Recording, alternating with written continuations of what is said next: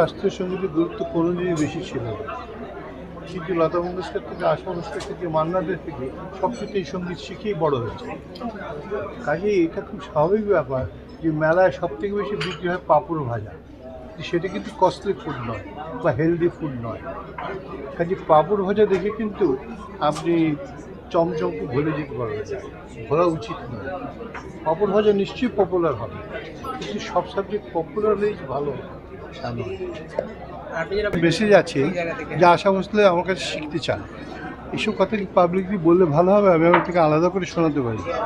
কাজে সেগুলো বলে কোনো লাভ নেই। মেন কথা হচ্ছে যে আমাদের দেশটা যদি এমন কয়েকজন রাজনীতিক থাকতেন যারা রাগ সঙ্গীতটা একটু বুঝতেন, তাহলে এই জিনিসটা ঠিক জায়গায় যেত। যেহেতু তারা বুঝতে পারেন না, কাজেই এটা ঠিক জায়গায় পৌঁছয়নি। কিন্তু যার ভ্যালু আছে, যার সততা আছে, যার বিশ্বাস আছে, সে এটা মানতে বাধ্য যে সঙ্গীত, রাগ সঙ্গীত is the highest form of Indian music, in the world music, not Indian music. আমার মনে হয় যে 13 হচ্ছে সব থেকে লাকি।